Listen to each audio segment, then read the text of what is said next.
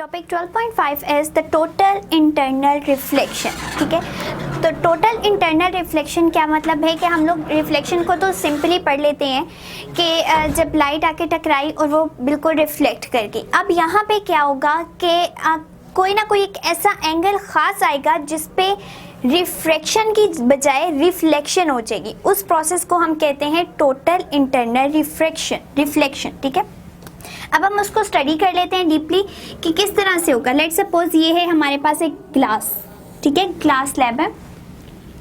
हमने क्या करना है, हमने लेट्स सपोज यहाँ से डेंसर मीडियम से हम रेयर मीडियम में जा रहे हैं। ठीक है, तो ये बात का ख्याल रखना है कि टोटल इंटरनल रिफ्लेक्शन में हम कौन कौन से मीडियम ले रहे हैं। एक डेंसर से रेयर मीडियम। सो उसमें हम जब रिफ्लेक्शन में बात करते हैं तो एक ही मीडियम रखते हैं। दो मीडियम ज़रूर होते हैं, लेकिन यूं ही कहते हैं कि एक मीडियम जिससे टकराई उसी में वापस चलेगी। ठीक है, और रिफ्रैक्शन में क्या होता है कि हम बात करते हैं कि जो एयर है उससे पास आउट होके जब अगले मीडियम में आई है तब थोड़ी डेविएट कर गई है अपने पाथ से, यानी रिफ्रैक्शन का प्रोसेस हो गया। अब रिफ्लेक्शन, टोटल इंटरनल रिफ्लेक्शन के केस में क्या हो रहा है कि हम एक थिक मीडियम से एक थोड़े थिन मीडियम में जा रहे हैं, रेयर मीडियम में जा रहे हैं। ठीक है, अब यहाँ से हम लोग कह देते हैं कि यहाँ से हमने लाइट फॉल करवा दी। ठीक है, सो लाइट फॉल करवाने पे हमारे पास ये बन रहा है नॉर्मल। ठीक है, तो हमने पढ़ा है कि जब भी एक मीडियम से दूसरे मीडियम में जाएगी तो लाइट अपने पाथ से थोड़ा सा बेंड कर जाती है, और अगर वो डेंसर से रेयर में जा रही है तो अवे फ्रॉम नॉर्मल बेंड करेगी। ठीक है, तो पहली बात है कि हमारी टोटल इंटरनल रिफ्लेक्शन किस में हो रही है, डेंसर टू रेयर मीडियम में, और हमारी जो रिफ्लेक्टेड रे होगी बेंड अवे फ्रॉम नॉर्मल, ठीक है। तो अब देखिए क्या प्रोसेस हो रहा है कि हमने क्या किया, रिफ्लेक्शन के जब देखने लगे हैं रे, तो इसका मतलब है ये नॉर्मल से दूर जा रही है। एक्चुअल पाथ क्या बनना चाहिए था ये, ठीक है। अब अवे फ्रॉम नॉर्मल जा रही है, इसका मतलब है ये इस तरह से चली जाएगी। तो हमारी रिफ्लेक्टेड रे किस तरह से हो गई, ये हमारी इंसिडेंट रे थी, इंसिडेंट और रिफ्लेक्टेड रे में एंगल इंक्रीज कर गया क्योंकि वो अवे फ्रॉम द नॉर्मल जा चुकी है। अब हमने क्या किया, हमने थोड़ा और इस इंसिडेंट एंगल को बढ़ा दिया। ठीक है, हमने इस एंगल को और बढ़ा दिया। ठीक है, अब बढ़ाने के बाद क्या होगा, ये इस तरह से जा रही थी, अब यहाँ पे एक और नॉर्मल ड्रॉ करें। जैसे जैसे हम एंगल ऑफ इंसिडेंस बढ़ाते जाएंगे एंगल ऑफ रिफ्लेक्शन भी बढ़ता जाएगा। सो हमारा पहला पॉइंट रहा कि डेंसर टू रेयर मीडियम में टोटल इंटरनल रिफ्लेक्शन का प्रोसेस होता है। सेकंड पॉइंट है कि जब हम रिफ्लेक्टेड रे बाहर निकलेगी तो वो अवे फ्रॉम नॉर्मल बेंड कर जाएगी। थर्ड पॉइंट ये है कि जब एंगल ऑफ इंसिडेंस बढ़ाएंगे, एंगल ऑफ इंसिडेंस इंक्रीज करेगा तो एंगल ऑफ रिफ्लेक्शन भी इंक्रीज कर जाएगा। Angle of reflection also increases. ठीक है, ये जो एरो ऊपर की तरफ है ये इंक्रीज को शो करे। ठीक है, तो जिस तरह हमने यहाँ देखें कि एंगल कम था तो यहाँ पे रिफ्लेक्शन का एंगल भी उसी हिसाब से बन रहा था। अब हमने इस एंगल को और बढ़ा दिया। ठीक है, बढ़ाने से क्या हुआ, ये बन गया हमारा एंगल। ठीक है, एंगल ऑफ इंसिडेंस। तो अब हमारा जो एक्चुअल पाथ ये था, अब इसकी बजाय हमारी रिफ्लेक्टेड रे और बेंड कर गई। ठीक है, इसका मतलब है कि एंगल ऑफ इंसिडेंस जब हम बढ़ा रहे हैं तो एंगल ऑफ रिफ्लेक्शन भी बढ़ रहा है। हम क्या करते हैं, हम इस एंगल को और बढ़ा देते हैं। ठीक है, अब और बढ़ाने से क्या होगा, जब आप यहाँ नॉर्मल ड्रॉ करेंगे, इस तरह से ये नॉर्मल ड्रॉ किया। ठीक है, तो अब ये और away from the normal bend कर चुकी है। ठीक है, ये और नॉर्मल से बेंड कर चुकी है। इसी तरह अब हम एक ऐसा पॉइंट ले लेते हैं कि एंगल इतना बढ़ चुका है कि हमारी जो रे है वो बिल्कुल इस मीडियम के ऊपर ही आ गई है। ठीक है, यानी कि अब जो रिफ्लेक्टेड रे है उसका नॉर्मल से कितना एंगल बन गया, 90 डिग्री। ठीक है, तो यहाँ पे क्या होगा कि ये जो एंगल ऑफ इंसिडेंस है जब 90 डिग्री बना देगा, यानी हमारी रे बाहर नहीं जा रही बल्कि मीडियम के ऊपर वाली सरफेस पे ही आ गई है, तो इस एंगल को हम कहते हैं क्रिटिकल एंगल। ठीक है, ये आ गया हमारा क्रिटिकल एंगल। सो इस क्रिटिकल एंगल की हम डेफिनेशन देख लेते हैं। Critical angle the angle of incidence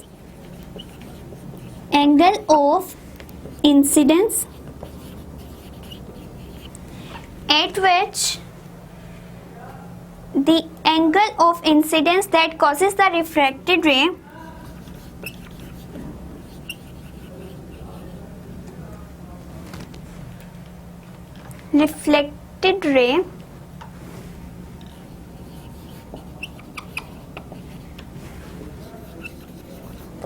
in the rare medium to pass in the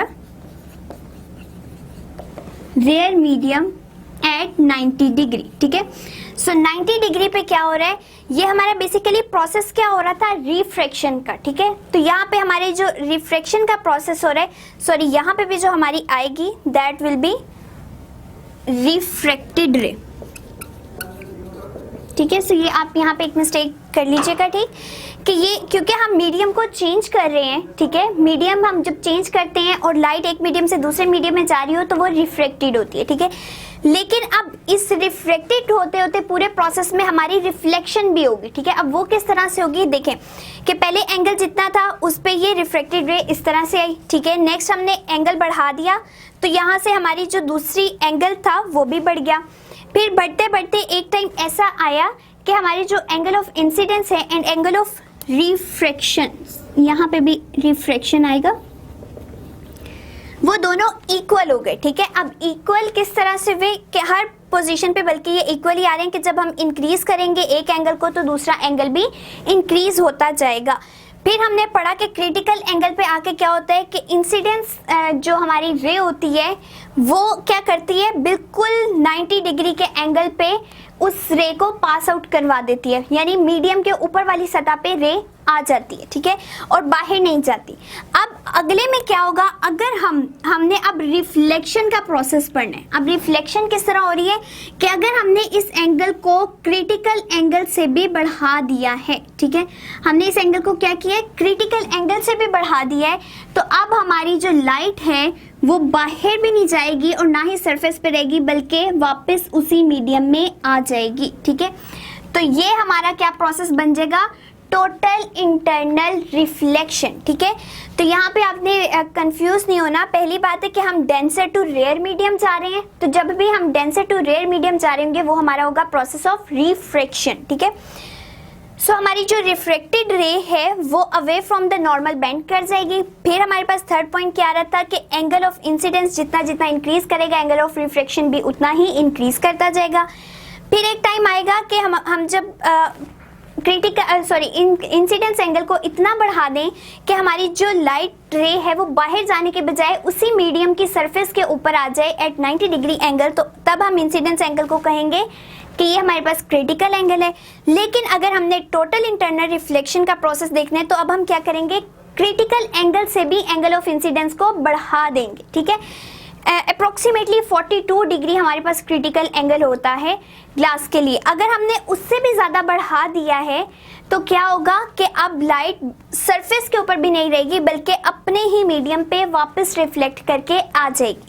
और हम जब नॉर्मल बनाएंगे तो ये हमारे पास दो एंगल इस तरह से बन जाएंगे. सो ये हमारा क्या हो जाएगा, टोटल इंटरनल रिफ्लेक्शन. सो हमारे पास इसमें चार चीज़ें हैं बहुत इंपॉर्टेंट. पहला पॉइंट है हमारे पास डेंसर टू रेयर मीडियम में जा रहे हैं. सेकेंड पॉइंट है हमारे पास कि रिफ्रैक्टेड रे जो है वो bend away from the normal.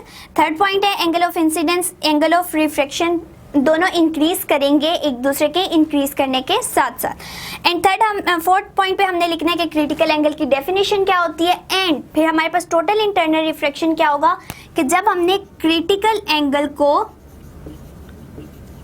Angle of incidence critical angle से भी ज्यादा कर दें. ठीक है, angle of incidence increases from critical angle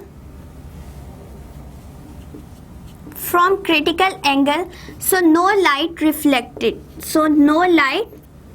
ठीक है, कोई लाइट रिफ्लेक्ट नहीं करेगी, कोई लाइट दूसरे मीडियम में नहीं जाएगी. So light bend toward the same medium. ठीक है, सो कोई भी जो है लाइट बाहर नहीं पास आउट होगी बल्कि अपने ही मीडियम में वापस आ जाएगी, तो उस प्रोसेस को हम क्या कहते हैं, टोटल इंटरनल रिफ्लेक्शन। सो यहाँ पे जो एक मिस्टेक थी मैंने उसको क्लियर आउट कर दिया था कि यहाँ पे रिफ्लेक्टेड नहीं बल्कि रिफ्रैक्टेड रे आएगा, एंड यहाँ पे जो एंगल ऑफ इंसिडेंस है वो भी एंगल ऑफ रिफ्रैक्शन के इक्वल आएगा। ठीक है, तो ये एंगल ऑफ रिफ्लेक्शन और रिफ्रैक्शन ये दोनों बहुत कंफ्यूजिंग है, सो इसलिए यहाँ पे जो मिस्टेक हो रही थी मैंने इसको क्लियर आउट कर दिया। सो ये था हमारा topic about the total internal reflection.